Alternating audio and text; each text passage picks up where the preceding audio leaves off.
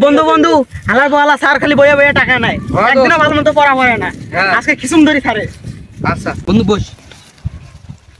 বুঝছিস বন্ধু, আজকে হালার বলা স্যার এমন প্রশ্ন করবো, স্যার প্রশ্ন শুনে অবাক হয়ে যাবে।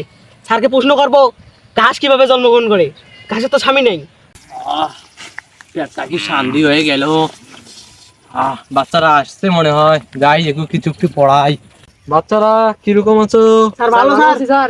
স্যার প্রতি মাসে তো আপনি বেতন নেন, আমাদেরকে একটা প্রশ্নের উত্তর দেন না, আজকে আপনাকে একটা প্রশ্নের উত্তর দিতেই হবে। আচ্ছা স্যার বলেন তো, ঘাসের বাচ্চা হয় কিভাবে, ঘাসের তো স্বামী নেই। ও শেট, বাচ্চারা তো বুদ্ধিমান হলো কিভাবে? আমি তাদের টাকা মেরে খাই। স্যার আমার প্রশ্ন উত্তর এখনই দেন। তারা দিতেছি।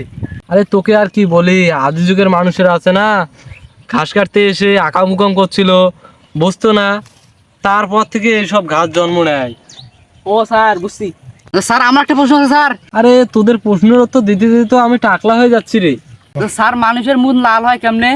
আরে গরু ঘাস খায় না, ওই ঘাসের প্রস্রাব করে না, ওই ঘাসের জমিতে আবার ধান চাষ করি না আমরা, ওই ধান খেলে তো ধানের চাল খেলে তো আমাদের মুখ লাল হবেই। ঠিক আছে স্যার। তোরা তো আমাকে প্রশ্ন করতে করতে বাড়ি ফেলাইলি, এবার আমার প্রশ্নের উত্তর দিত একটা। স্যার বলেন স্যার। সিদ্দিকু তুই বলতো পোলের পেড়া গাড়া। স্যার এই সহজ জিনিসটা আমাকে ধরা লাগে। আচ্ছা বলতো দেখি এইটা তুই। Pole is the current, current is the transmitter, star is